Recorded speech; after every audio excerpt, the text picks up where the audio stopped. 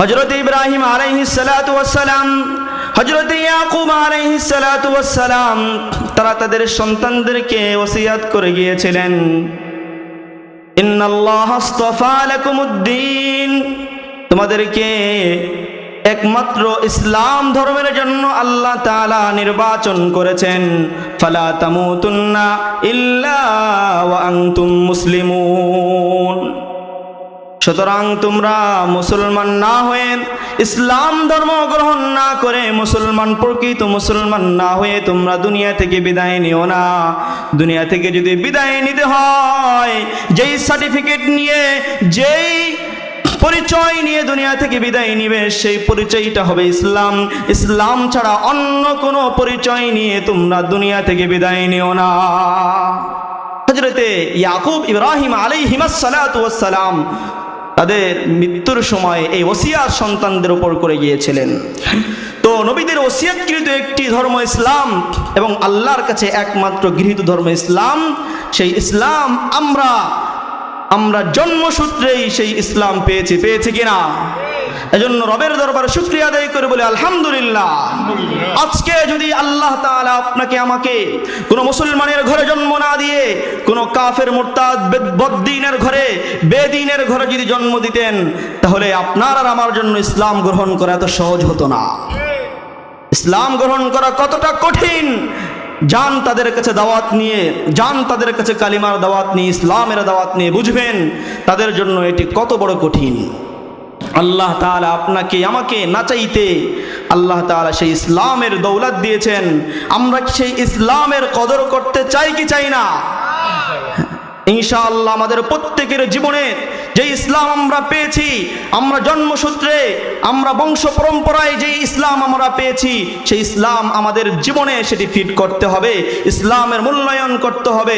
যদি মূল্যায়ন না করি, তাহলে আমাদের চাইতে হতভাগা আর কেউ থাকবে না। তো ইসলাম জিনিসটা কি? ইসলাম কাকে বলে?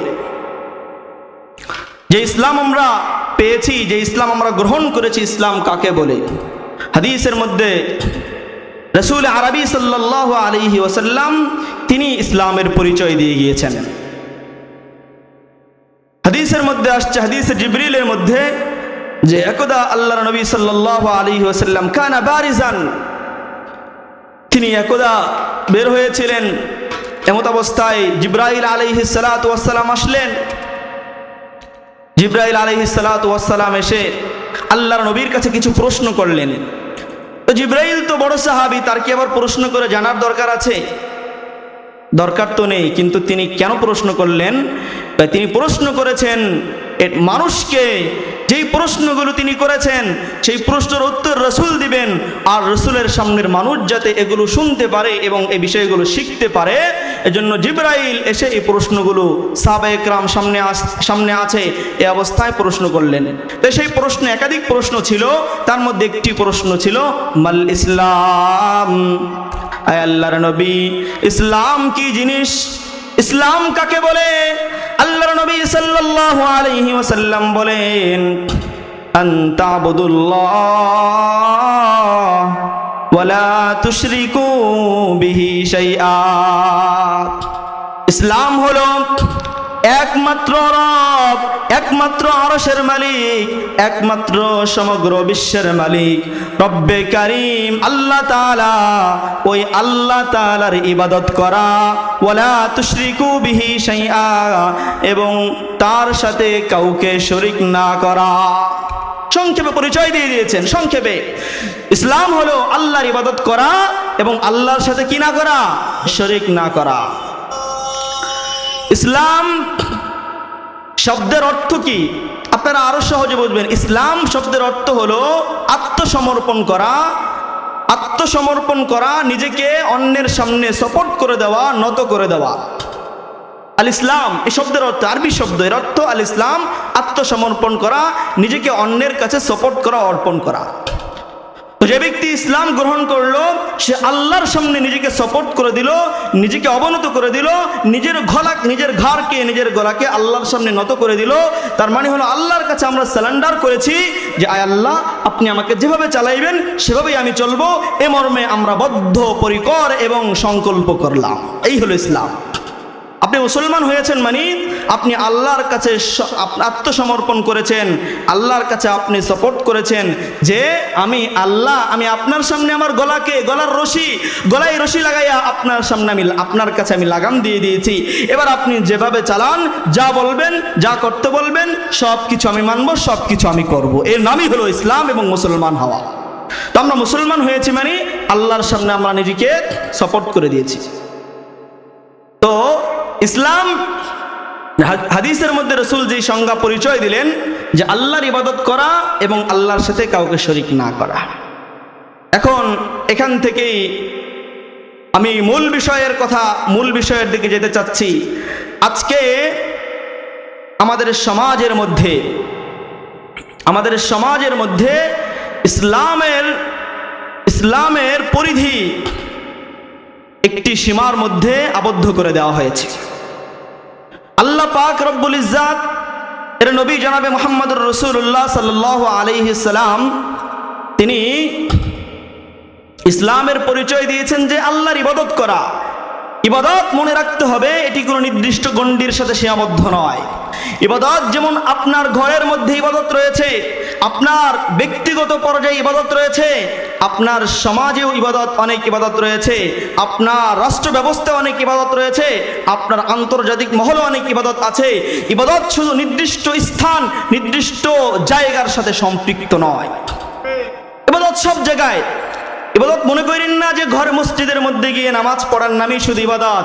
আরে ভাই, আপনি ব্যবসা করছেন, আপনি যদি হালাল পন্থায় ব্যবসা করেন এটাও আপনার ইবাদত। আপনি চাকরি করছেন, সেখানে যদি আপনি সুদ ঘুষ সবকিছু পরিহার করে আপনি চাকরি করেন সেটাও ইবাদত।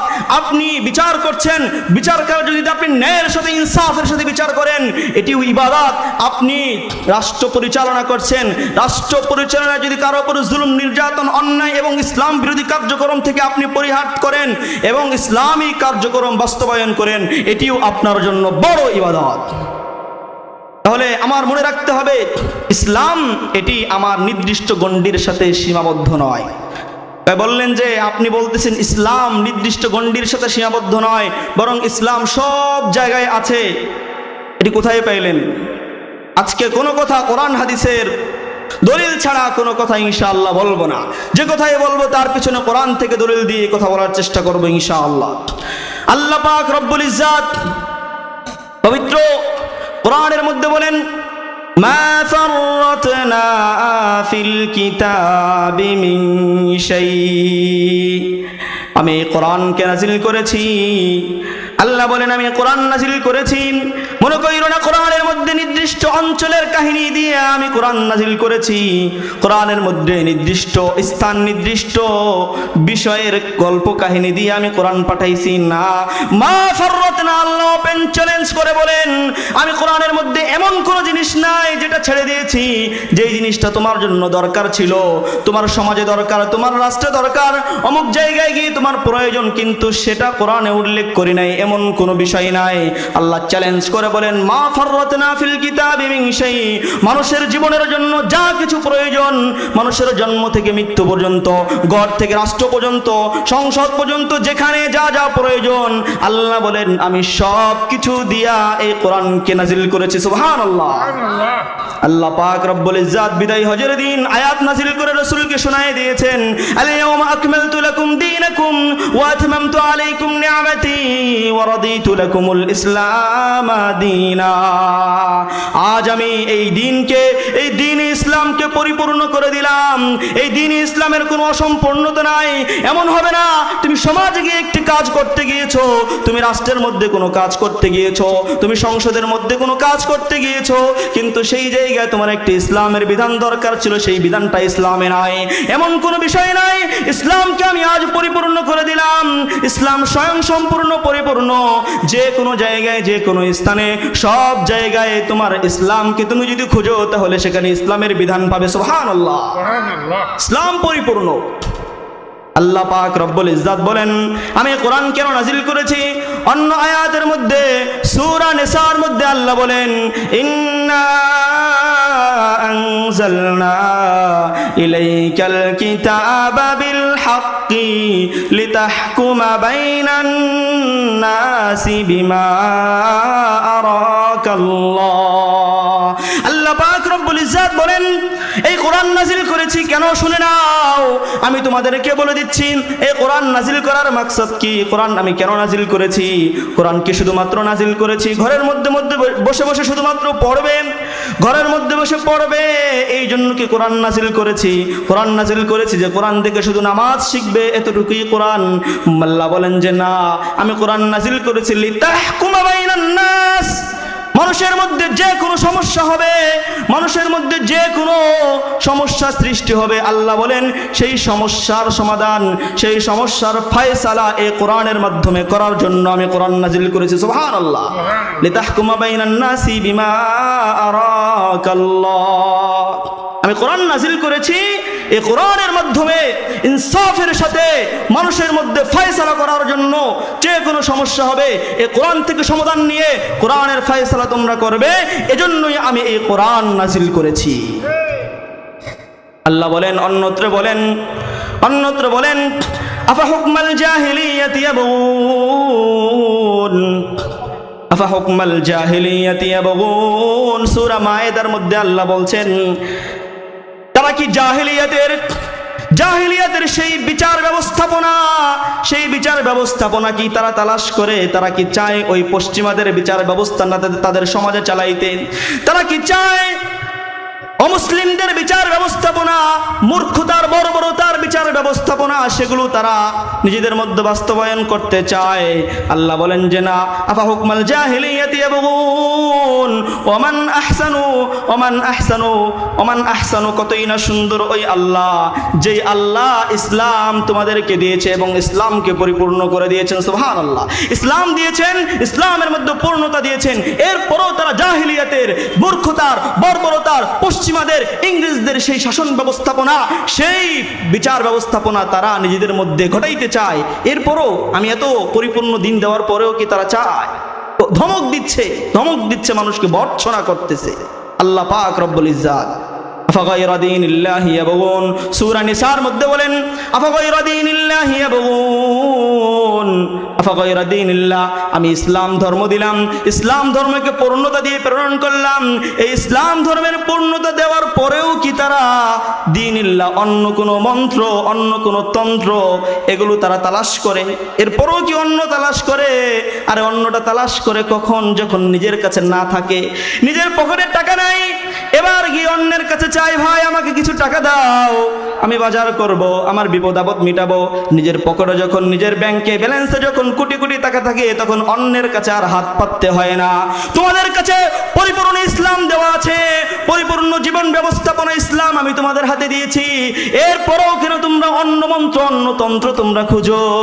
মনে রেখো, ওই সমস্ত জিনিস ছেড়ে দিয়ে তোমরা এই ইসলামকে ধরো, ইসলামকে না ধরা পর্যন্ত তোমরা পরিপূর্ণ সফলতা পাবে না। এজন্য মনে রাখতে হবে, ইসলাম বড় দৌলত। এই ইসলাম আপনি পেয়েছেন, এই ইসলাম আপনার পাইলেন, কিন্তু মূল্যায়ন করলেন না। নিজের সর্বমহলে, সর্বস্তরে আপনি এটাকে বাস্তবায়ন করলেন না, তাহলে আপনার মতো হতভাগা আর কেউ থাকবে না। এই ইসলাম এটি নির্দিষ্ট গণ্ডির মধ্যে সীমাবদ্ধ নয়। এবার বলবেন যে হুজুর, নির্দিষ্ট গণ্ডির মধ্যে সীমাবদ্ধ নয়, তাহলে তো আমরা দেখতেছি যে ইসলাম এটি তো মসজিদ আর মাদ্রাসার মধ্যে সীমাবদ্ধ। আমাদের জন্মের পর থেকেই তো দেখে আসতেছি যে আমাদের সমাজে, আমাদের বিচার ব্যবস্থাপনায়, আমাদের আদালতে, সব জায়গায় খ্রিস্টানদের বা বিধর্মীদের কালচার দিয়ে ভরা। আমাদের ইসলামের কোনো বিধিবিধান সেখানে নাই। তো এই অবস্থা আসলো কিভাবে? যদি ইসলামই হয় তাহলে 90% মানুষের দেশে ইসলামই তো থাকবে, তাহলে মসজিদ আর মাদ্রাসার মধ্যে ইসলাম সীমাবদ্ধ কেন? যখন ইংরেজরা এদেশের মধ্যে আসে, ইংরেজরা যখন এদেশ শাসন করে, আপনারা জানেন ইংরেজরা আসার আগ পর্যন্ত এদেশে মুসলমান শাসক ছিল। মুসলিমরা ওই সাহাবা ইকরামদের পর থেকে একের পর এক মুসলিম শাসক তারা এই ভারতবর্ষের মধ্যে মুসলমানরা শাসন করেছে। মুহাম্মদ বিন কাসিমের মাধ্যমে ভারতবর্ষ বিজয়ের পর একের পর এক মুসলিম শাসক আমাদের এই সমাজে ছিল এবং মুসলিম ইসলামী পূর্ণ ব্যবস্থাপনা আমার বাংলার এই ভূখণ্ডের মধ্যে হয়েছে। এই হিন্দুস্তানের এই ভূখণ্ডের মধ্যে ইসলামী শাসন ব্যবস্থাপনা দীর্ঘকাল পর্যন্ত, হাজার বছরের ঊর্ধ্ব পর্যন্ত এই শাসন আমলে চলেছে। এই ভূখণ্ডের মধ্যে শাসন আমল চলেছে, সেগুলোর এখনো রয়েছে। আপনারা এই যে আদালতের মধ্যে, আদালত এটি আরবি শব্দ, ওই মুসলমানদের নাম করা শব্দ।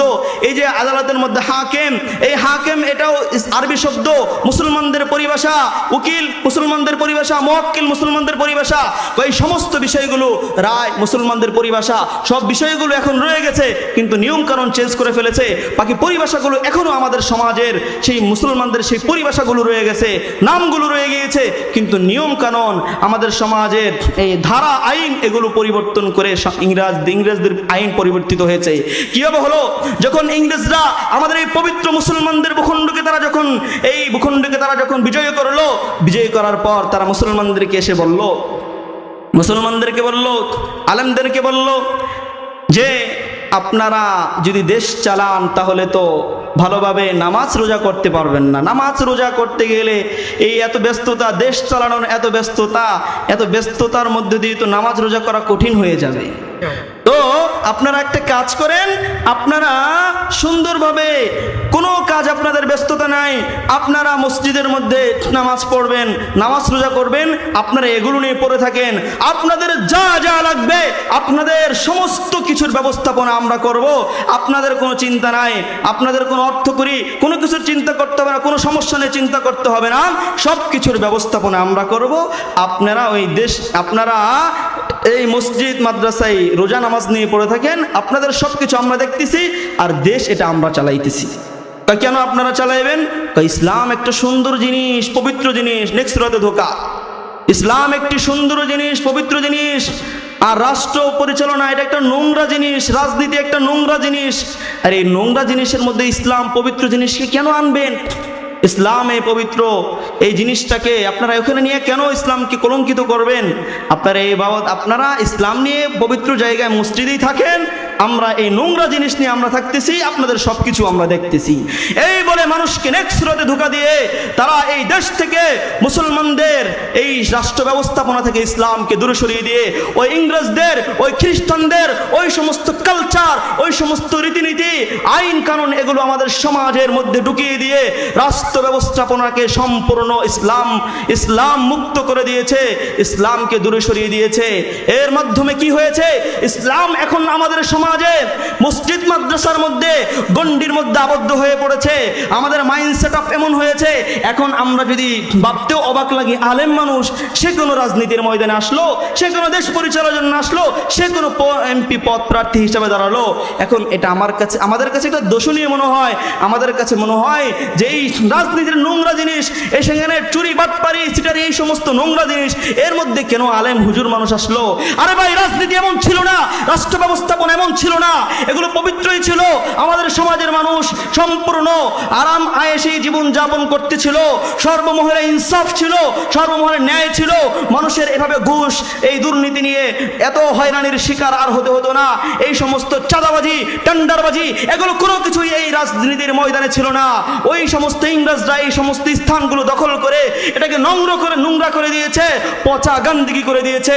আজকের সমাজ, আজকের আলেম সমাজ এজন্যই রুখে দাঁড়িয়েছে যে আমরা নোংরা গান্দিগিকে আমরা সরিয়ে দিয়ে আমরা আবারও আমাদের এই পবিত্র জমিনে পবিত্র ইসলামকে সর্বমহলে বাস্তবায়ন করতে চাই। এজন্যই আজকের আলেম সমাজ তারা দাঁড়িয়েছে। ইসলাম এটি তো মসজিদের মধ্যে রাখা যায় না, ইসলাম এটি তো নির্দিষ্ট মহলে বদ্ধমূল করা যায় না, এটা আমাকে সর্বমহলে বাস্তবায়ন করতে হবে। এখন বলবেন যে হুজুর আপনি যেটা বাস্তবায়ন করবেন সর্বমহলে, আজকের সমাজ মানুষ দাঁড়িয়েছে সর্বমহলে বাস্তবায়নের জন্য। এ বিষয়ে আমাদের নবী, সাহাবায়ে কেরাম তাদের কোনো অনুসরণ, তাদের কোনো স্মৃতি এই বিষয়ে আছে কিনা?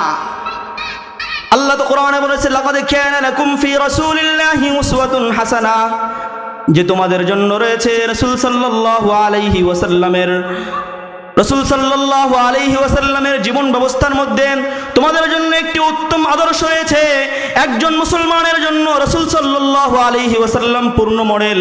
তার জীবনটা কিভাবে পরিচালনা করবে, তার জীবনটা কিভাবে সাজাবে, সম্পূর্ণ আইডল, সম্পূর্ণ ফলো করা হবে রাসূল সাল্লাল্লাহু আলাইহি ওয়াসাল্লামকে। রাসূল যেভাবে তার জীবন ব্যবস্থাপনা করেছে, একজন প্রকৃত মুমিন সে ওইভাবেই রাসূলের মতোই জীবন ব্যবস্থাপনা পরিচালনা করবে। অন্য কোনো পন্থায় তার জীবন সে পরিচালনা করতে পারে না। আল্লাহ কোরআনে বলেছেন রাসূল হলেন তোমাদের আদর্শ, রাসূল আইডল, রাসূলকে ফলো করতে হবে। আজকের সমাজের মানুষ তারা আইডল বানিয়েছে বিভিন্ন খেলোয়াড়কে, আইডল বানিয়েছে বিভিন্ন নাস্তিক্যবাদী। ওই যে আমাদের সমাজে দেখা যায় চুল কাটে মেসির মতো, চুল কাটে নেইমারের মতো বিভিন্ন স্টাইল করে গেঞ্জি পরে, কেন কয় অমুক নায়ক অমুক তমুক তারা কি করেছে এগুলা করে তাই অনুসরণ করে। আল্লাহ বলেন না, তারা কোনো অনুসরণী ব্যক্তি হতে পারে না। আব্রাহাম লিঙ্কন কোনো অনুসরণী ব্যক্তি হতে পারে না। ওই বিভিন্ন বড় বড় রাষ্ট্রের, এই খ্রিস্ট রাষ্ট্রের বিভিন্ন বড় বড় মন্ত্রী, বিভিন্ন প্রেসিডেন্ট, এই সমস্ত ব্যক্তিরা তারা এই তোমাদের অনুসরণী ব্যক্তি হতে পারে না। তোমাদের অনুসরণী ব্যক্তি কে? আল্লাহ বলেন লাকাদ কানা লাকুম ফি রাসূলিল্লাহ উসওয়াতুন হাসানাহ। রাসূল হলে তোমাদের অনুসরণী ব্যক্তি, রাসূল হলেন তোমাদের আদর্শ। রাসূলের জীবনের মধ্যে তাকাই। এবার রাসূল যেহেতু আমাদের আদর্শ, তো জীবন তো রাসূলের মধ্যেই সাজাতে হবে। রাসূলের জীবনের মধ্যে যদি তাকাই তাহলে দেখতে পাই রাসূল সাল্লাল্লাহু আলাইহি ওয়াসাল্লাম তিনি কি শুধু ঘরের মধ্যে মসজিদের মধ্যে নামাজ পড়েছেন, নাকি তিনি ইসলামকে সারা বিশ্বব্যাপী ছড়িয়ে দেওয়ার জন্য মিশন চালিয়েছেন? সারা বিশ্বের মধ্যে ছড়িয়ে দেওয়ার জন্য তিনি মিশন চালিয়েছেন। রাসূল সাল্লাল্লাহু আলাইহি ওয়াসাল্লাম এর রাষ্ট্র ব্যবস্থাপনা ছিল, তিনি রাষ্ট্র পরিচালনা করেছেন। তিনি বিশ্বের মধ্যে একজন অন্যতম রাষ্ট্রনায়ক ছিলেন, তিনি রাষ্ট্র পরিচালনা করেছেন। শুধু কি রাষ্ট্রনায়কই ছিলেন? না না না, রাসূল সাল্লাল্লাহু আলাইহি ওয়াসাল্লামের সংবিধান ছিল দুনিয়ার মধ্যে লিখিত সংবিধান। আজকে সংবিধানের মাধ্যমে দেশ পরিচালিত হয়। দুনিয়ার মধ্যে লিখিত সংবিধান একমাত্র যিনি সবার আগে লিখিত সংবিধান তৈরি করেছিলেন তিনি হলেন আমাদের বিশ্বনবী সাল্লাল্লাহু আলাইহি ওয়াসাল্লাম। তিনি শুধু রাষ্ট্র ব্যবস্থাপনা করে নাই, সারা বিশ্বের মানুষ স্বীকৃতি দিতে বাধ্য। লিখিত আকারে সংবিধান, দেশ কিভাবে চালাতে হয়, লিখিত সংবিধান এটি সর্বপ্রথম মদিনা সনদ নামে আমার আপনার প্রিয় নবী বিশ্বনবী সাল্লাল্লাহু আলাইহি ওয়াসাল্লাম তৈরি করেছিলেন। রাসূল সাল্লাল্লাহু আলাইহি ওয়াসাল্লামের সংবিধানে 47টি ধারা ছিল। সেই 47টি ধারা, এই ধারার মাধ্যমে দেশ পরিচালিত হয়েছে। রাসূল সাল্লাল্লাহু আলাইহি ওয়াসাল্লাম রাষ্ট্রনায়ক ছিলেন। তার দেশ পরিচালনা মসজিদে নববীকে কেন্দ্র করে। দেখেন রাসূল দেশ চালিয়েছেন কোথায়? মসজিদের মধ্যে। রাসূলের বিচার বিভাগ কোথায় ছিল? মসজিদের মধ্যে। ওই অপরাধীকে ধরে এনে মসজিদের মধ্যে বিচার করেছেন, বিচার ব্যবস্থা ছিল মসজিদের মধ্যে। অপরাধীকে ধরে এনে ইতিহাস ঘাটেন, হাদিস দেখেন, রাসূল সাল্লাল্লাহু আলাইহি ওয়াসাল্লাম ওই মসজিদের খুঁটির মধ্যে অপরাধীকে ধরে এনে বেঁধে রেখেছেন। জেলখানা ছিল, রাসূলের জেলখানা ছিল ওই মসজিদ নববীর মধ্যে। এনে অপরাধীকে এনে রাসূল সাল্লাল্লাহু আলাইহি ওয়াসাল্লাম বেঁধে রাখতেন। এভাবে সমস্ত কার্যক্রম মসজিদ কেন্দ্রিক হয়েছে রাষ্ট্র পরিচালনা। আরে রাষ্ট্র পরিচালনা মসজিদ কেন্দ্র কেন হলো? রাষ্ট্র পরিচালনা এটা তো একটা নোংরা জিনিস। তো নোংরা জিনিস মসজিদের মধ্যে রাসূল কেন ঢুকিয়েছিলেন? আরে এটা কোনো নোংরা জিনিস নয়, এখান থেকে বোঝা যায়, বুঝে নিতে হবে এটি পবিত্র জিনিস, ইবাদত। কিন্তু এটাকে আমরা নোংরা করে ফেলেছি। এখন আমাদের কল্পনা করতেও আমাদের ভয় লাগে যে কিভাবে এটা আবার একটা ইবাদত হতে পারে, কিভাবে একটা ভালো জিনিস হতে পারে। রাসূল সাল্লাল্লাহু আলাইহি ওয়াসাল্লামের রাষ্ট্র পরিচালনার বিভিন্ন বিভাগ ছিল। রাসূল সাল্লাল্লাহু আলাইহি ওয়াসাল্লামের সিল মারার জন্য একজন সচিব ছিল, তার নাম হলো হানজালা ইবনুর রবি'। তিনি রাসূল সাল্লাল্লাহু আলাইহি ওয়াসাল্লামের নথিপত্রের মধ্যে সিল মারতেন। রাসূল সাল্লাল্লাহু আলাইহি ওয়াসাল্লামের ওহী লেখন বিভাগ ছিল। তখন যেহেতু ওহী নাজিল হচ্ছে, ওহী লেখন এটি বড় একটি দায়িত্ব। ওহী লিখন বিভাগ ছিল। ওহী লেখন বিভাগের মধ্যে মূল দায়িত্বে ছিলেন হযরতে আলী কাররামাল্লাহু ওয়াজহাহু এবং হযরতে ওসমান রাদিয়াল্লাহু তাআলা আনহু। তাদের অনুপস্থিতিতে ওহী লিখতেন হযরতে যায়েদ ইবনে সাবিত রাদিয়াল্লাহু তাআলা আনহু এবং হযরতে উবাই ইবনে কাব রাদিয়াল্লাহু তাআলা আনহু। রাসূল সাল্লাল্লাহু আলাইহি ওয়াসাল্লাম রাষ্ট্র পরিচালনার আরেকটি বিভাগ ছিল চিঠি আদান প্রদান বিভাগ। বর্তমানে তো যোগাযোগ বিভাগ হয়েছে, তখন তো আর এই বিভাগ ছিল না, তখন ছিল চিঠির মাধ্যমে যোগাযোগ, এক দেশ এক অঞ্চল আরেক অঞ্চলের সাথে যোগাযোগের মাধ্যম। এই চিঠি আদান প্রদান বিভাগের মূল দায়িত্বে ছিলেন হযরতে যায়েদ ইবনে সাবিত রাদিয়াল্লাহু তাআলা আনহু, এবং এই বিভাগের আরেকজন দায়িত্বশীল ব্যক্তি ছিলেন হযরতে আব্দুল্লাহ ইবনে আরকাম রাদিয়াল্লাহু তাআলা আনহু। রাসূল সাল্লাল্লাহু আলাইহি ওয়াসাল্লামের রাষ্ট্র ব্যবস্থাপনার আরেকটি বিভাগ ছিল আইন বিভাগ। এই আইন বিভাগের দায়িত্বে ছিলেন কায়েস ইবনে সাআদ রাদিয়াল্লাহু তাআলা আনহু, যেটাকে আমরা বলি মন্ত্রিত্ব। ওই পদগুলোতে ছিলেন এই সাহাবী কায়েস ইবনে সাআদ রাদিয়াল্লাহু তাআলা আনহু। রাসূল সাল্লাল্লাহু আলাইহি ওয়াসাল্লামের আরেকটি বিভাগ ছিল বিচার বিভাগ। বিচার বিভাগ, এই বিচার বিভাগের দায়িত্বে ছিলেন হযরত আলী কাররামাল্লাহু ওয়াজহাহু এবং হযরত মুআয ইবনে জাবাল রাদিয়াল্লাহু তাআলা আনহু। রাসূল সাল্লাল্লাহু আলাইহি ওয়াসাল্লামের রাষ্ট্র ব্যবস্থাপনার আরেকটি বিভাগ ছিল আন্তর্জাতিক যোগাযোগ বিভাগ, যেটা আমরা বলি পররাষ্ট্র মন্ত্রণালয়, আমরা বর্তমানে এই নামে চিনি। এই আন্তর্জাতিক এক দেশ আরেক দেশের সাথে যে যোগাযোগ মাধ্যম, এই আন্তর্জাতিক যোগাযোগ বিভাগ ছিল আরেকটি। এই আন্তর্জাতিক যোগাযোগ বিভাগের মূল দায়িত্বে ছিলেন মুগীরা ইবনে শুবা রাদিয়াল্লাহু তাআলা আনহু এবং হযরত হাসান রাদিয়াল্লাহু তাআলা আনহু। এই হাসান নবী সাল্লাল্লাহু আলাইহি ওয়াসাল্লামের নাতি নয়, এবং অন্য আরেক সাহাবী হাসান রাদিয়াল্লাহু তাআলা আনহু। রাসূল সাল্লাল্লাহু আলাইহি ওয়াসাল্লামের রাষ্ট্র ব্যবস্থার আরেকটি বিভাগ ছিল অভ্যর্থনা বিভাগ। বিদেশি মেহমান তারা আসলে, বিভিন্ন মেহমান তারা আসলে অভ্যর্থনা কিভাবে জানানো হবে এই বিষয়ের জন্য আরেকটি বিভাগ ছিল। এই বিভাগের দায়িত্বে ছিলেন হযরতে আনাস রাদিয়াল্লাহু তাআলা আনহু এবং হযরতে বারা ইবনে আযিব রাদিয়াল্লাহু তাআলা আনহু। আরেকটি বিভাগ ছিল হিসাব রক্ষণ, দেশের আয় উন্নতির সবকিছুর হিসাব, হিসাব রক্ষণ আরেকটি বিভাগ ছিল। এই বিভাগের দায়িত্বে ছিল হযরতে ইবনে ফাতিমা রাদিয়াল্লাহু তাআলা আনহু। তাহলে এই সমস্ত বিভাগের মাধ্যমে আমার আপনার বিশ্ব নবী, আমার আপনার নবী জনাবে হযরত মুহাম্মদুর রাসূলুল্লাহ সাল্লাল্লাহু আলাইহি ওয়াসাল্লাম রাষ্ট্র পরিচালনা করে দেখিয়ে গিয়েছেন। সেই আইডল, সেই অনুসরণ আমাদের সামনে রয়েছে। সেই আইডল, সেটাকে নবী সাল্লাল্লাহু আলাইহি ওয়াসাল্লামের এই রাষ্ট্র ব্যবস্থাপনাকে ফলো করে আমাদের ভবিষ্যৎ জীবনে সেভাবে সাজিয়ে আমাদেরও রাষ্ট্র ব্যবস্থাপনা সেভাবে সাজাতে হবে এবং পরিচালনা করতে হবে। প্রকৃত মুসলিম যে হবে সে এভাবেই রাসূল সাল্লাল্লাহু আলাইহি ওয়াসাল্লামকে ফলো করে এভাবেই তার রাষ্ট্র ব্যবস্থাপনা চালাবে। শুধু কি রাসূলই ছিলেন? বড় বড় সাহাবী, আশারায়ে মুবাশশার সাহাবী, যারা দুনিয়া থেকে জান্নাতের সার্টিফিকেট পেয়ে গিয়েছেন, এরা আল্লাহ ঘোষণা দিয়েছে এরা জান্নাতি, রাসূল ঘোষণা দিয়ে গিয়েছে এরা জান্নাতি। সেই জান্নাতি সাহাবীরাও তারা শুধুমাত্র সামান্য এই বাংলাদেশের মধ্যে একটি ছোট রাষ্ট্র তারা পরিচালনা করে নাই, বরং তারা কতটুকু রাষ্ট্র হযরত ওমর ফারুক রাদিয়াল্লাহু তাআলা আনহু এই সারা বিশ্বের, সারা পৃথিবীর অর্ধ পৃথিবীর শাসন করেছেন। অর্ধ পৃথিবী রাষ্ট্র পরিচালনা, অর্ধ পৃথিবী তিনি পরিচালনা করেছেন। বড় বড় সাহাবী হযরত আবু বকর সিদ্দিক রাদিয়াল্লাহু তাআলা আনহু দুনিয়া থেকে জান্নাতের সার্টিফিকেট পেয়েছেন, তিনি দেশ পরিচালনা করেছেন, রাষ্ট্র পরিচালনা করেছিলেন, খলিফা ছিলেন নবীজির পর, তিনি খলিফা হয়ে তিনি রাষ্ট্র পরিচালনা করেন। এরপর আলী রাদিয়াল্লাহু তাআলা আনহু জান্নাতের সুসংবাদপ্রাপ্ত সাহাবী, তিনিও রাষ্ট্র পরিচালনা করেছেন, রাষ্ট্রের আমির ছিলেন হযরত ওসমান গনি রাদিয়াল্লাহু তাআলা আনহু। এই বড় বড় জলিলুল কদর সাহাবী, যারা বড় চার সাহাবীর মধ্যে তারা তাদেরকে গণ্য করা হয়, এরা সকলেই রাষ্ট্রের বড় প্রধান দায়িত্বে তারা ছিলেন। অতএব নবী রাসূল যেহেতু নবী, সাহাবায়ে কিরাম, আল্লাহর রাসূল বলেছেন ইনকাতাদাইতুম ইহতাদাইতুম আসহাবী কান্নুজুম, আমার সাহাবীরা হলো নক্ষত্রের মতো, ইনকাতাদাইতুম, এদের যদি তোমরা অনুসরণ করো তাহলে ইহতাদাইতুম, তোমরা হেদায়েত পেয়ে যাবে। তাদেরকে অনুসরণ করলে যদি হেদায়েত পাওয়া যায়, তাহলে তাদের যেই কাজগুলো রয়েছে সব কাজেই তাদের কাজগুলো অনুসরণীয়।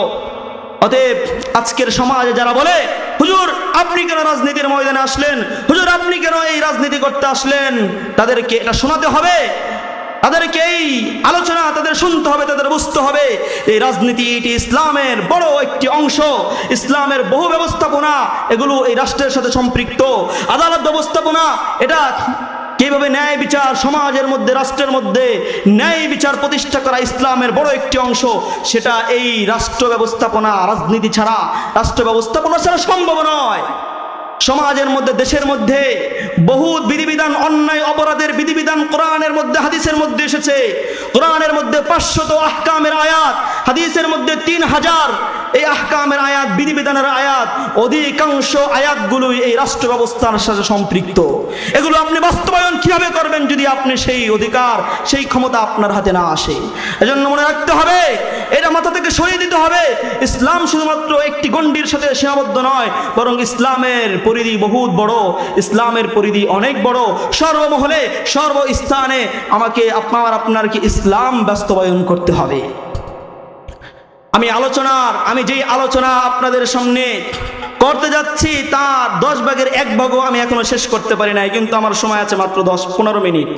এর মধ্যে আমার আলোচনা শেষ করতে হবে। সংক্ষেপের মধ্যে আপনাদের সামনে বাকি আলোচনাটুকু শেষ করার চেষ্টা করব ইনশাআল্লাহ। আমাদের এতটুকুর আলোচনা থেকে আমরা স্পষ্ট বুঝতে পেরেছি যে ইসলাম এটি নির্দিষ্ট গণ্ডির সাথে সীমাবদ্ধ নাকি? ইসলাম এটি শুধু ঘরের মধ্যে সীমাবদ্ধ? ইসলাম শুধু আমার এলাকার মধ্যে সীমাবদ্ধ? বরং ইসলাম যেভাবে আমার ঘরে আছে, আমার সমাজে, আমার রাষ্ট্রে, সমগ্র বিশ্বের সর্বমহলে ইসলাম এটি সর্বমহলের সাথে সম্পৃক্ত। সর্বমহলে ইসলামকে বাস্তবায়ন করতে হবে। আল্লাহর নবী জনাবে হযরত মুহাম্মদুর রাসূলুল্লাহ সাল্লাল্লাহু আলাইহি ওয়াসাল্লাম তিনি রাষ্ট্র পরিচালনা করেছেন। তার রাষ্ট্র পরিচালনার মধ্যে বড় একটি মুখ্য বিষয় ছিল, তিনি রাষ্ট্র যে পরিচালনা করেছেন, রাষ্ট্র পরিচালনার বড় একটি মুখ্য বিষয় ছিল তাওহীদ, একত্ববাদের বিষয়টি। আমি এখন আপনাদের সামনে রাসূল সাল্লাল্লাহু আলাইহি সাল্লামের রাষ্ট্র পরিচালনার আর বর্তমান রাষ্ট্র ব্যবস্থার মধ্যে কিছুটা পার্থক্য তুলে ধরব। আপনারা তো এখন এই রাসূল রাষ্ট্র পরিচালনা করেছে এটা শুনে তো আপনারা এখন বলবেন যে তাহলে তো সবাই যারা এই রাজনীতি করতেছে সবাই তো রাসূলের পরিপূর্ণ অনুসরণ করতেছে। এক চাটিয়ে আপনারা আবার সবাইকে আপনারা কি করা শুরু করলেন? অনুসরণ করা শুরু করে দিলেন। হুজুর বলেছে রাসূল রাষ্ট্র পরিচালনা করেছে, অতএব আমাদের রাষ্ট্র পরিচালনা করতে হবে। মনে রাখতে হবে রাসূল সাল্লাল্লাহু আলাইহি সাল্লামের রাষ্ট্র পরিচালনার মধ্যে আর আমাদের তথাকথিত বর্তমান রাষ্ট্র পরিচালনার মধ্যে কিছুটা পার্থক্য আছে। কি পার্থক্য আছে? রাসূল সাল্লাল্লাহু আলাইহি ওয়াসাল্লামের রাষ্ট্র পরিচালনার মধ্যে মৌলিক একটি বিষয় ছিল তাওহীদ, যে সমস্ত ক্ষমতার উৎস হলো আল্লাহ। সমস্ত ক্ষমতার উৎস কে? আল্লাহ। সমস্ত ক্ষমতার উৎস আল্লাহ। আর বর্তমান সমাজের যেই রাষ্ট্র ব্যবস্থাপনা, গণতন্ত্রর যেই রাষ্ট্র ব্যবস্থাপনা আছে, এটার মধ্যে সমস্ত ক্ষমতার উৎস আল্লাহ নয়, বরং তারা বলে, গণতন্ত্র বলে সমস্ত ক্ষমতার উৎস কে? জনগণ। কে বলে? জনগণ। এই আকীদা রাসূল সাল্লাল্লাহু আলাইহি ওয়াসাল্লামের আকীদার সাথে বড় আকারে একটি সংঘর্ষ তৈরি করে। রাসূল সাল্লাল্লাহু আলাইহি ওয়াসাল্লামের রাষ্ট্র পরিচালনার মধ্যে তাওহীদ ছিল, যে সমস্ত ক্ষমতার উৎস আল্লাহ। এই বিষয়ে একাধিক আয়াত আমার সামনে রয়েছে, কোরআনের মধ্যে রয়েছে। আমি সংক্ষিপ্ত আকারে শুধু আয়াতগুলো উল্লেখ করে মূল অংশটুকু আপনাদেরকে বুঝাবো। আল্লাহ পাক রব্বুল ইজ্জাত সূরা আরাফের মধ্যে উল্লেখ করে বলেন, ইন্না রাব্বাকুমুল্লাহুল্লাযী খালাকাস সামাওয়াতি ওয়াল আরদা ফি সিত্তাতি আইয়াম থুম্মা ইসতাওয়া আলাল আরশ ইগশিল লাইলান নাহারা ইয়াতলুবুহু হাসীসা ওয়াশ-শামসা ওয়াল কমারা ওয়ান নুজুমা মুসাখখারাতিন বিআমরিহি আলা লাহুল খালকু ওয়াল আমর। আল্লাহ পাক রব্বুল ইজ্জাত বলেন, এই সমস্ত দুনিয়ার মধ্যে যত বিষয় আছে, আসমান জমিন, নক্ষত্র রাজি, সূর্য চন্দ্র, গাছপালা, তরুলতা, যা কিছু রয়েছে, এই সমস্ত কিছুর স্রষ্টাকে আল্লাহ। আল্লাহ আয়াতের মধ্যে সেটাই বলতেছেন, এই সব কিছুর সৃষ্টি করেছি আমি আল্লাহ।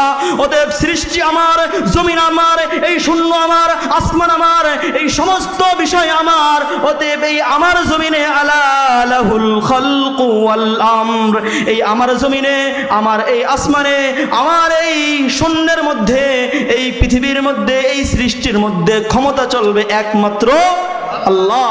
আল্লাহ বলতেছেন যে এই পৃথিবীর মধ্যে সৃষ্টির সবকিছু আমার, অতএব এখানে ক্ষমতা চলবে আমার।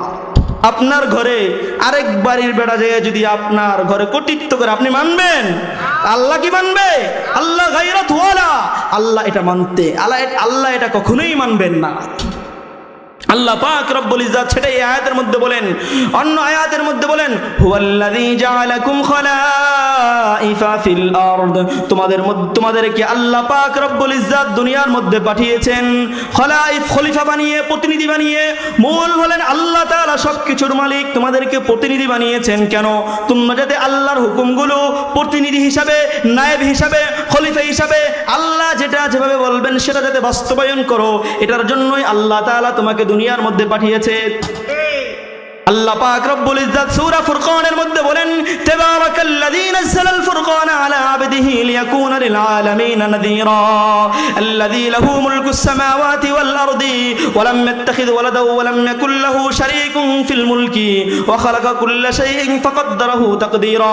আল্লাহ এখানে বলছেন যে এই সমস্ত ওয়া লাম ইয়াকুল লাহু শারীকুন ফিল মুলকি, আল্লাহ পাক রব্বুল ইজ্জাতের যেই এই সার্বভৌমত্ব রয়েছে, আল্লাহ পাক রব্বুল ইজ্জাতের যেই পৃথিবী রয়েছে, আল্লাহ বলেন এই সার্বভৌমত্বের মধ্যে আল্লাহ কারো ক্ষমতা তিনি মেনে নেবেন না।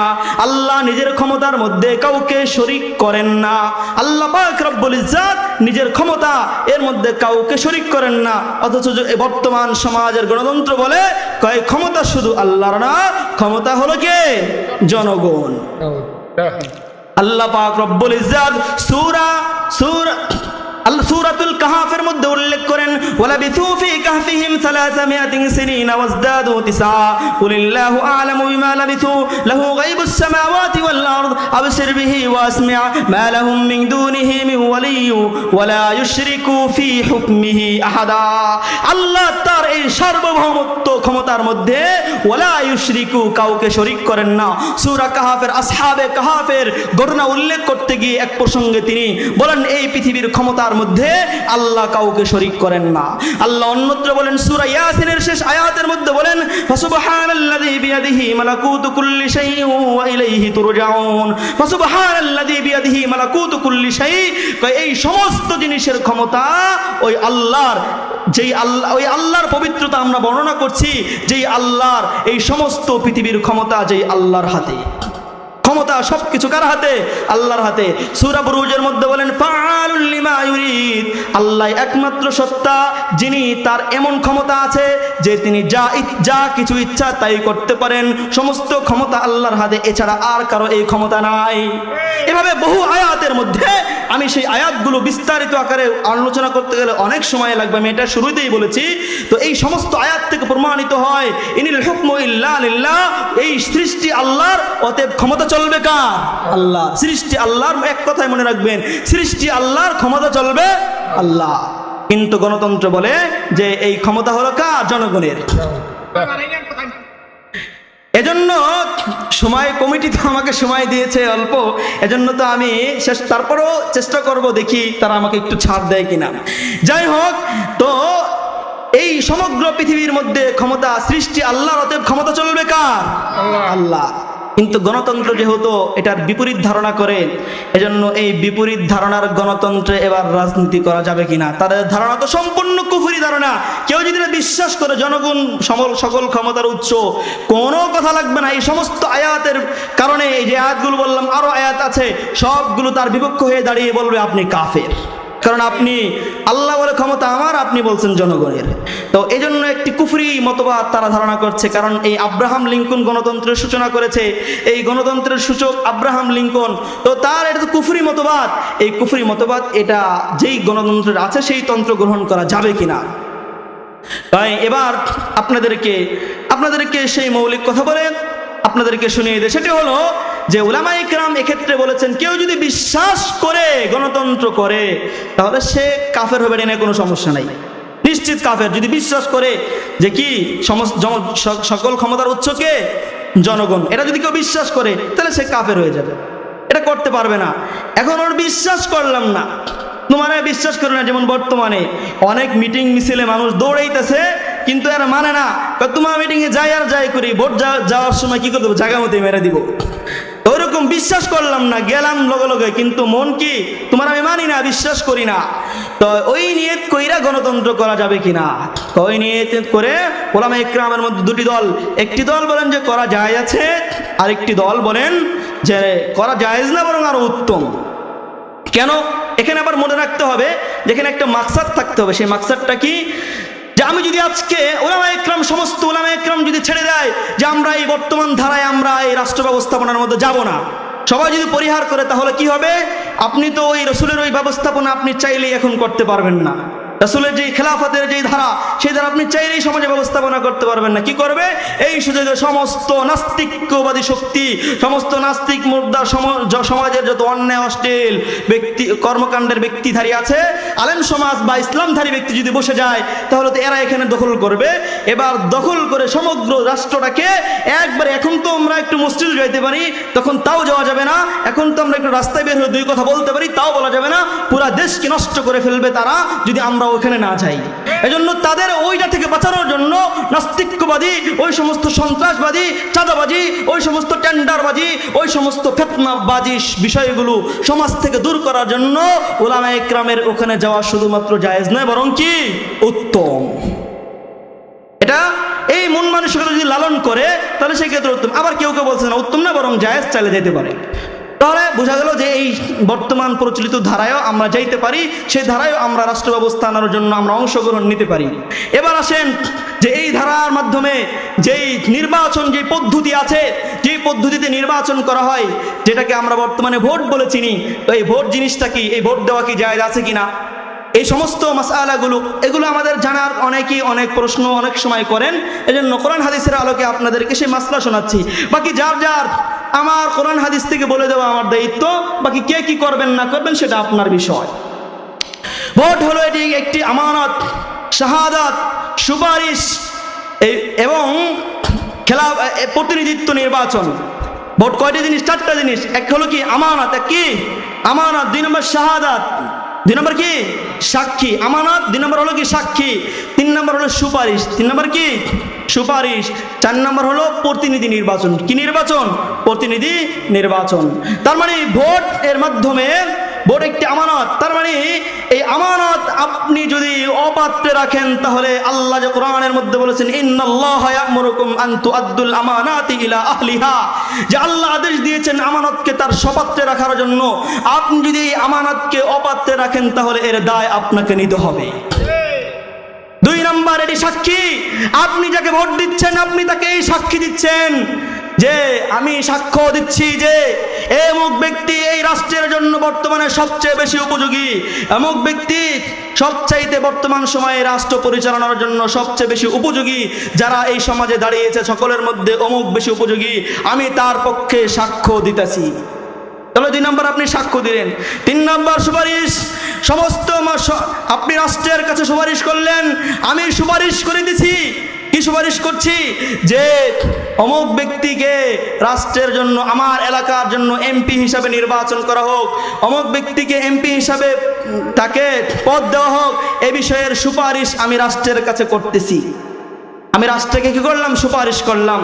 আল্লাহ কোরআনে বলেন, মাইয়াশফা শাফাআতান হাসানাতান, যে ব্যক্তি কোনো ভালো জিনিসের সুপারিশ করবে, ইয়াকুল্লাহু নাসিবুম মিনহা, সে ওই জিনিসের একটা অংশ তার আমলনামায় আসবে। ওমাই ইয়াশফা শাফাআতান সাইয়্যাতান ইয়াকুল্লাহু কিফলুম মিনহা, আর যদি কেউ খারাপ জিনিসের সুপারিশ করে, কয় সুপারিশ খারাপ জিনিসের করলে ওই খারাপ জিনিসের ভার কাঁধেও আপনার কাঁধে আসবে। তার মানে আপনার সুপারিশের মাধ্যমে যদি কোনো খারাপ ব্যক্তি এই সমাজের মধ্যে কর্তৃত্ব অর্জন করে, আর সমাজের মধ্যে কর্তৃত্ব অর্জন করে যদি কোনো খারাপ কাজ করে, মনে রাখতে হবে একের পর এক বোঝা আপনার কাঁধে আসতে থাকবে, একের পর এক বোঝা আপনার কাঁধে এসে এসে আপনার কাঁধ ভারী হতে থাকবে, অন্যায়ের কাঁধ আপনার ভারী হতে থাকবে। এজন্য আপনি যদি খারাপ ব্যক্তিকে সুপারিশ করেন, তাহলে আপনাকে এই খারাপের বোঝা আপনার নিতে হবে। 4 নম্বর, প্রতিনিধি নির্বাচন। অর্থাৎ যেই কাজগুলো আমি সরাসরি করতে পারছি না, রাষ্ট্রের সবাই তো সব এই দেশ পরিচালনা করতে পারবে না, আপনি আপনার প্রতিনিধি বানাইতেছেন। আমার পক্ষ থেকে অমুক ব্যক্তি রাষ্ট্রের কাজ করবে, অমুক ব্যক্তির কাজ আমার এই কাজ, অতএব অমুককে আমার প্রতিনিধি বানাই দিলাম। সে যেই কাজ করবে ওটা আমার কাজ, ও চাঁদাবাজি করলে আমার কাজ, ও ঘুষ খাইলে আমার কাজ, ও সন্ত্রাসী করলে ওটা আমার কাজ, আমার প্রতিনিধি তাকে বানাই দিলাম। এই 4টা বিষয় মানে হলো আপনি ভোটটা দিলেন মানে এই 4টা কাজ করলেন। এবার বুঝেন আপনি কোথায় কাকে সুপারিশ করবেন, কাকে সাক্ষী দিবেন, আপনার আমানত কাকে দিচ্ছেন, সেখানে কি আমানত পূর্ণ হচ্ছে কিনা, আপনার সুপারিশ কাকে করছেন, আপনার প্রতিনিধি কাকে বানাচ্ছেন। এজন্য এটা মাথায় রেখেই আপনি সেটা নির্বাচন করবেন, সেই ভোট সেই জায়গায় দিবেন। এটা আপনার ইসলামী দায়িত্ব। আপনার সমাজে, রাষ্ট্রের মধ্যে যদি ইসলাম বাস্তবায়ন করতে হয় তাহলে কাকে লাগবে? আপনার সমাজের মধ্যে যদি ন্যায় ও ইনসাফ বাস্তবায়ন করতে হয় তাহলে কাকে লাগবে? এটা আপনারই এখনই কি করতে হবে? নির্বাচন করতে হবে। 2 মিনিটের মধ্যে আমি ইনশাআল্লাহ আমার বাকি কথা শেষ করে দিব। সেটি হলো যে আপনি যে এখন এই মুহূর্তে ভোটটা যে কি এটা বুঝলেন, এখন ভোটটা কাকে দিবেন এ বিষয়ে কোরআন ও হাদিসে কি বলে? কোরআনে হাদিসের মধ্যে কিছু আওসাফ বলে আমি শেষ করে দিব যে যাকে এই স্থানে এই পদে তাকে সমাসীন করা হবে তার কি কি গুণ থাকতে হবে, কোরআন ও হাদিসে কি বলে। 1 নম্বর গুণ হলো তার মধ্যে আদল ও ইনসাফের গুণ থাকতে হবে, ন্যায় ও ইনসাফের গুণ থাকতে হবে। সে ন্যায়পরায়ণ হতে হবে। ন্যায়পরায়ণ না হলে তাকে ভোট ইসলাম দেওয়া সমর্থন করে না। আল্লাহ পাক রব্বুল ইজ্জাত বলেন, আল্লাহ পাক বলেন ইন্না আনজালনা ইলাইকাল কিতাবা বিল হক। আল্লাহ কোরআন নাযিল করেছেন ন্যায়ের সাথে হুকুম বাস্তবায়নের জন্য।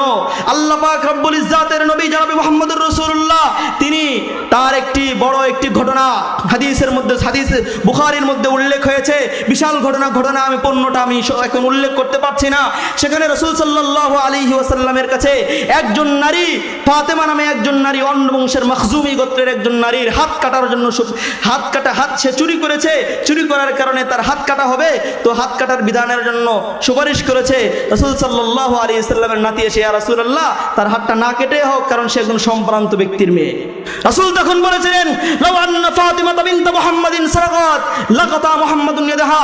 আর ওই গোত্রের ফাতেমা কেন, যদি আমার কলিজার টুকরা ফাতেমাও চুরি করত, আমি ন্যায় ও ইনসাফের কাণ্ডারি হওয়ার কারণে আমি রাসূল নিজ হাতে আমি আমার মেয়ের হাতও কেটে দিতাম। এটাই হলো ন্যায় ও ইনসাফ।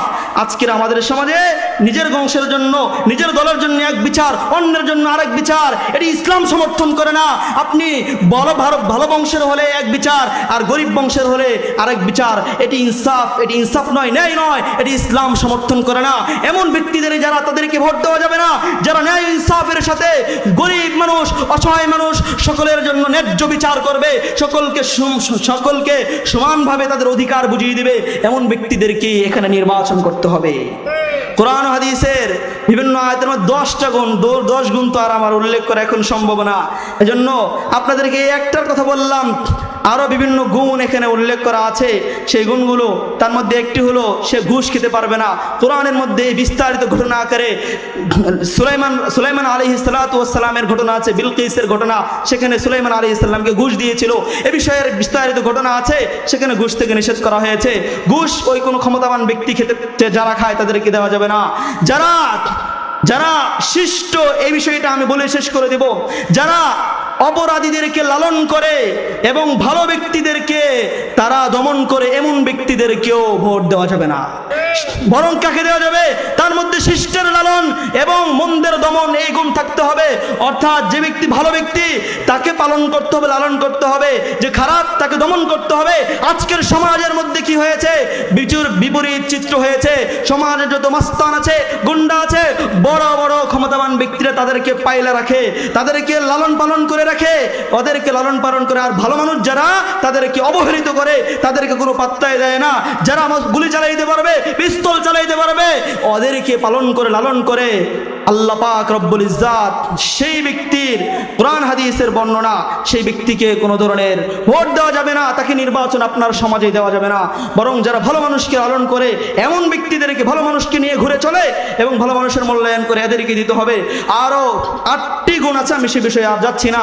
আপনারা এই সমস্ত বিষয় ফলো করে যাকে নির্বাচন করলে ইসলামের জন্য কল্যাণ হবে, আপনার সমাজের মানুষ তার অধিকার বুঝে পাবে, আপনার সমাজের মানুষ ইনসাফ পাবে, এমন ব্যক্তিদেরকে আমরা এই ক্ষেত্রে নির্বাচিত করব। এতে এবার যাই হোক, আপনার কাছে যাকে মনে হয় তাকেই দিন। আমি সে বিষয়ে কোনো দলের এখানে নেতৃত্ব, দলের জন্য ভোট চাইতে আসি নাই। আমি ইসলামে কি চাই সেটা বলে দিলাম। এবার আপনি মিলাই নিয়ে আপনার জায়গায় যোগ্য কে আছে আপনার এখানে, তাকে আপনি দিয়ে দিবেন ইনশাআল্লাহ। আল্লাহ পাক রব্বুল ইজ্জাত আমাদেরকে এই কথাগুলো বুঝে আমাদেরকে সঠিকভাবে আমল করবার তৌফিক দান করুন। আমিন। ওয়া আখিরু দাওয়ানা আলহামদুলিল্লাহি রাব্বিল আলামিন।